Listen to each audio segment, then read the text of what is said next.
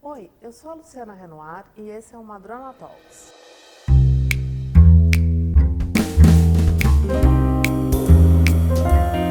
Madrona Talks. Hoje a gente vai falar um pouco sobre PPPs, privatizações e concessões, e para isso a gente trouxe o Marco Aurélio de Barcelos, que é secretário de Estado de Infraestrutura e Mobilidade no Governo do Estado de Minas Gerais. Marco Aurélio, obrigada por aceitar nosso convite. É um prazer estar aqui. Marco Aurélio, antes de entrar nas questões mais técnicas, eu queria te perguntar uma coisa. O que te motivou a ir para o governo de Minas Gerais? Eu sei que você é mineiro e eu imagino que isso ajudou um pouco, mas tendo em vista a dificuldade fiscal que a gente vê atualmente, os desafios são enormes. E aí, o que te levou para lá? Eu acho que foi acreditar no projeto, sabe, Luciana?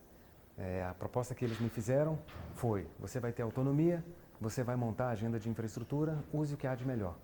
E eu percebi que é difícil de encontrar esse tipo de conformação, esse tipo de alinhamento astrológico nos governos. Geralmente o que você tem é: olha, você vai até aqui, você tem que absorver tal mão de obra, aquele sujeito não pode tirar porque pertence a tal ou qual partido. Posso dizer que hoje não existe isso. O governo de Minas atual, ele é um balão de ensaio, né? E até um case para ser avaliado, porque ele consegue empregar tecnicidade e meritocracia. Então foram esses os aspectos que me levaram a aceitar o convite, mesmo diante de situação tão adversa que o Estado passa, que é um estado de terra arrasada, né, em que não há recursos, ainda há problemas de pagamento de custeio, de pagamento de folha de pessoal, mas ainda assim a experiência tem sido muito gratificante. E talvez lá no íntimo, lá no inconsciente, aquela voz dizendo: vai, tenta fazer a diferença, sai do mimimi, sai da conversa de boteco, o Brasil está ruim, o Estado está ruim, e faça a diferença, né? Arregace as mangas e tente trabalhar. Talvez isso seja um pouco um idealismo ainda juvenil, né? Coisa que a juventude permite ter. Mas eu apostei, né? E posso te dizer que não tenho me decepcionado, não me frustrei em nenhum momento em relação ao cenário que me foi apresentado. Tanto quanto às dificuldades, às adversidades, mas especialmente quanto à autonomia e quanto à capacidade de trabalhar de forma técnica, de forma séria, de forma transparente. Mas você fala um pouco de comportamento juvenil, mas eu acho que é isso que a gente está sentindo em geral, né? A população resolveu parar de ser indiferente à questão política, então a política parecia uma coisa meio suja, mas se gente como a gente, que é gente de bem, não começar a se envolver na sujeira, nunca aquilo vai ser limpo de alguma forma, né? Então, está na hora do cidadão que acha que pode fazer uma diferença ou melhorar a situação, se envolver, porque senão você vai sempre deixar aquilo para quem não faz a coisa bem feita, né? Se a coisa é ruim e você se afasta dela, ela nunca vai melhorar, né? Exatamente. Só um comentário, Luciana, se você me permite ainda em relação a isso, porque acho que é uma provocação importante. A gente precisa de novos quadros, a gente precisa de uma nova safra de políticos, e não aquele político que é o do tapinha nas costas, o de troca de favores, né? Aquelas caricaturas que a gente vê às vezes nos programas de comédia. A gente precisa de um executivo público, é o cara que quer trabalhar, é o cara que quer, que domina a metodologia de gestão, que tem uma visão estratégica, que tem criatividade, que tem força de trabalho e que quer contribuir. O setor público é uma pedra bruta e que precisa ser lapidada. É ruim ser uma pedra bruta porque a gente percebe que nós ainda estamos muito aquém de onde a gente poderia estar. Mas, de outro lado, é bom ser uma pedra bruta porque talvez pequenos talhos, pequenas ações fazem muita diferença. A gente precisa de uma nova safra de executivos públicos. Eu vejo alguns movimentos importantes e a juventude se mobilizando para isso. Mas ainda penso que a ação, que a mobilização, que o engajamento é muito pouco. Fica a provocação. Vamos esperar aí essa nova safra de jovens que parecem mais engajados, né?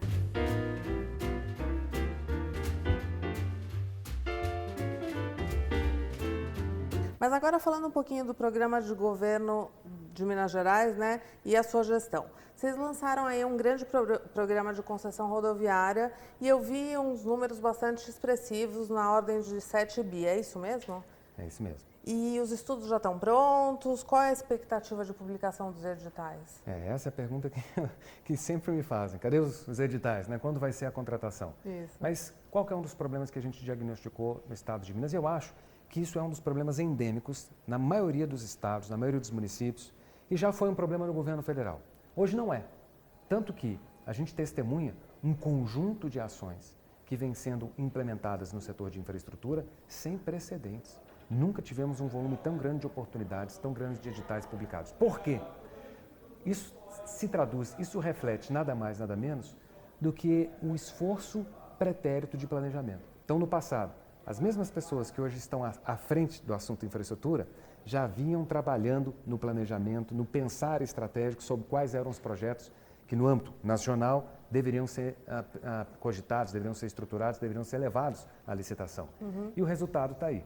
Mas eu dizia que se é verdade que no governo federal há um avanço quanto à capacidade de planejamento, à capacidade de entrega, endemicamente nos municípios e nos estados não há cultura do planejamento. E não havia cultura do planejamento, por exemplo, no estado de Minas Gerais. Quando eu assumi a secretaria, o que nós pegamos foi terra arrasada. Não havia um plano, uma visão estratégica. Não havia sequer o diagnóstico da secretaria. Nós sequer tivemos uma transição. Infelizmente, a gestão passada talvez tenha deixado a desejar em relação a essa preocupação com uma continuidade e com uma visão de longo prazo. O que a gente tem tentado implementar hoje é estruturar o planejamento estratégico. Onde nós queremos chegar e quais são as medidas, quais são os projetos, quais são as frentes que nós vamos abrir para poder chegar até onde a gente deseja. Nesse sentido, a gente tem a concessão, as parcerias, o envolvimento com o setor privado como a principal ferramenta para a atração de investimentos e para a consecução dessa agenda de infraestrutura. Logo, a gente não tem só o programa de concessões de rodovias. A gente já lançou o programa de concessão de parques. Nós temos um programa de concessão, na verdade eu chamaria ele de um programa de parcerias num sentido mais amplo para hospitais. São hospitais abandonados que a gente quer promover um resultado, promover uma destinação, um equacionamento para aquelas obras que hoje são elefantes brancos em 11 municípios. E temos ainda iniciativas de se conceder alças rodoviárias na região metropolitana de Belo Horizonte. Então é um projeto antigo, super importante para aliviar o trânsito da 381, da 262 e da 040, que são BRs que confluem no meio de Belo Horizonte. E ainda temos a ideia de se viabilizar o projeto do metrô de BH, que é hoje operado pela CBTU, que é uma empresa federal. Então é um imbróglio jurídico todo por detrás disso, mas nós já temos estabelecido algumas tratativas com o governo federal para contribuir, para colaborar com a estadualização da CBTU Minas, chamemos assim, e na sequência viabilizar a concessão da linha 1 e da linha 2 do metrô. Mas falei isso tudo para responder uma pergunta simples sua. Quando é que as concessões elas vão ter o seu edital publicado, se elas já estão em estudo? A gente fez o estudo de pré-viabilidade, que permitiu que a gente tivesse alguns grandes números, como, por exemplo, os 7 bilhões previstos em CAPEX, ou investimento, ao longo do prazo de concessão. Da mesma maneira, essa pré-viabilidade permitiu que a gente desenhasse quais eram os lotes. Nós estamos falando de 7 lotes. Os estudos de viabilidade técnica, econômica, ambiental e jurídica, o aprofundamento ainda não se iniciou. Entendi. Por quê?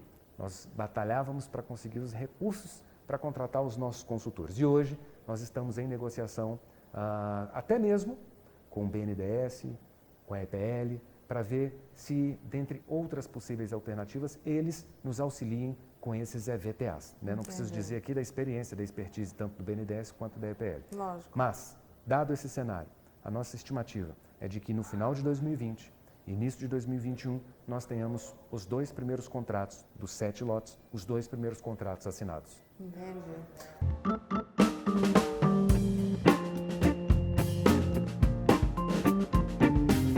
Muito bem. E eu sei que você é advogado, um grande especialista em direito público, e eu imagino que você esteja aí acompanhando a comissão especial no Congresso da reforma da lei de PPPs e concessões, né? O que você acha que deve ser enfrentado primordialmente nessa reforma legal? Agora... Eu acho que há 2 entraves em se falando de PPPs e de concessões, mas sobretudo de PPPs. O primeiro entrave, e esse entrave é comum a todos, concessões comuns e PPPs nas modalidades que existem. Elaboração de estudos.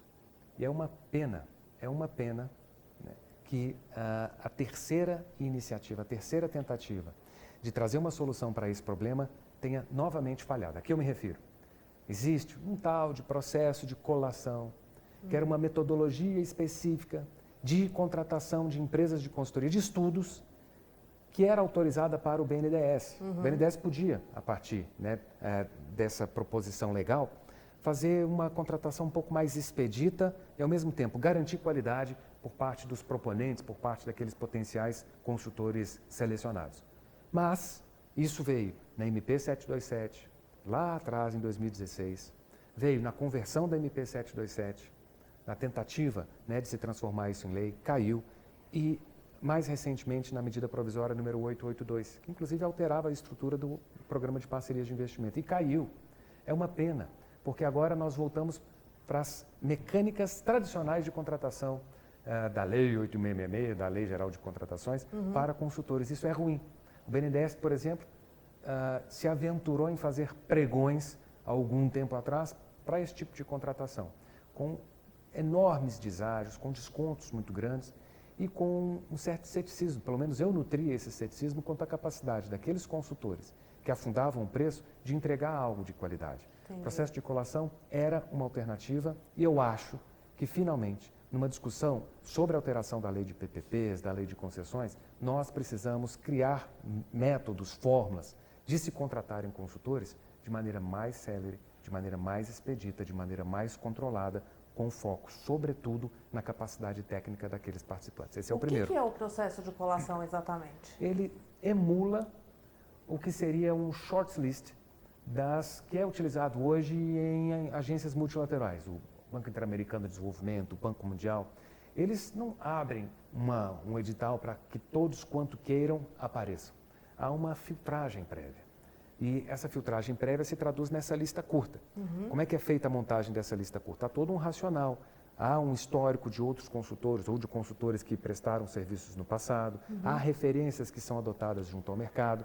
Então você, tendo em vista, né, esse benchmarking, tendo em vista essas referências, constrói uma lista de 3 a 5 consultores.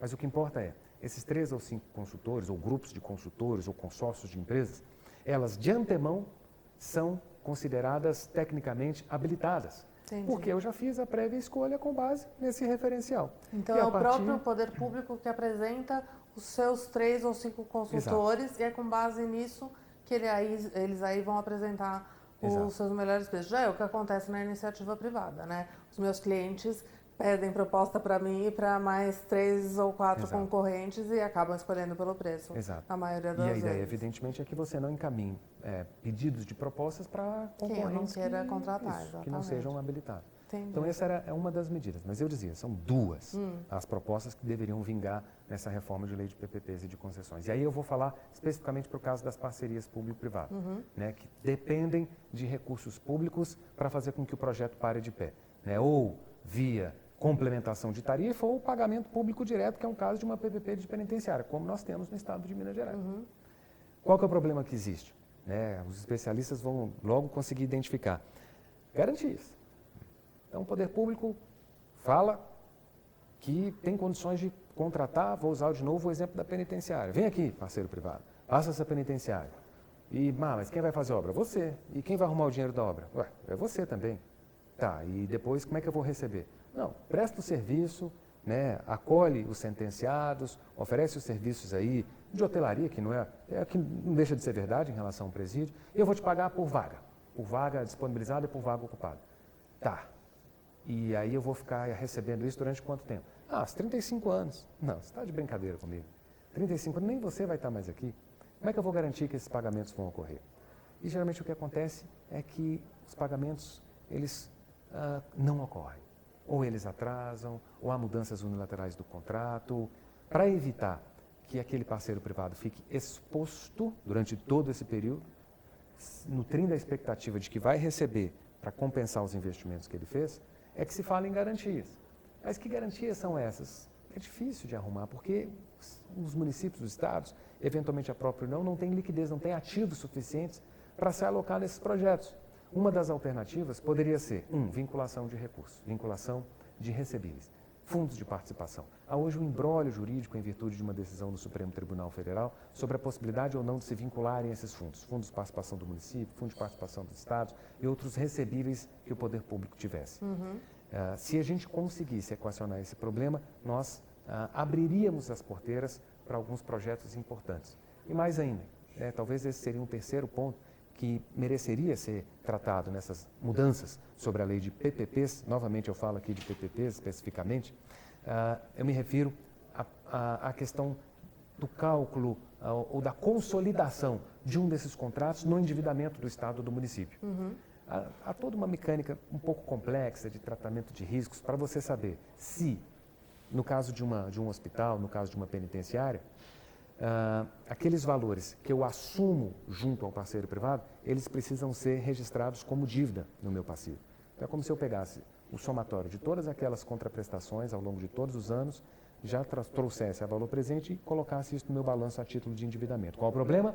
Os estados e os municípios não costumam ter muita folga para endividamento. Talvez... Pior a situação lá da lei da responsabilidade fiscal. Exato. Talvez uma das medidas em virtude disso seria, bom, a gente diz que se aquele custo ele é obrigatório, ele já aconteceria em qualquer hipótese, eu não estou incrementando o custo, mas eu estou trocando gestão. Por exemplo, eu tenho já algumas escolas depauperadas com atendimento ruim. Vou fazer uma PPP para essas escolas. Eu não estou aumentando o meu custeio, mas eu estou permitindo uma gestão mais eficiente daqueles ativos. A ideia seria que, por meio de legislação, por meio de lei, o passivo, as obrigações pecuniárias assumidas pelo poder público não fossem contabilizadas como dívida. Entendi. Então, isso faria com que estados e municípios que hoje não têm margem para endividamento pudessem adotar os contratos de PPP. Marco Aurélio, obrigada por ter aceitado o nosso convite e aberto um pedacinho aí da sua agenda para a gente. Obrigado, foi um prazer. Acho que a iniciativa é extremamente importante, é importante ouvir as pessoas, né, e entender o que elas têm para contar, né, e da mesma maneira, né, a partir daquilo que as pessoas dão quanto a seu testemunho, ir construindo soluções. O mercado de infraestrutura é um mercado ainda muito carente no Brasil, mas eu nunca vi um momento tão oportuno para se tratar de infraestrutura, para se investir em infraestrutura, para se estudar infraestrutura. É o que a gente tem visto aqui muito, assim, interesse até de investidores estrangeiros, está todo mundo focado em infraestrutura, é o momento mesmo. É o momento, está na hora de ficar de olho. Muito obrigado pelo convite. Obrigada a você. E semana que vem a gente volta com mais um Madrona Talks. Toda segunda-feira tem uma conversa nova para você. E se você quiser assistir todas as nossas entrevistas, acesse o nosso canal no YouTube.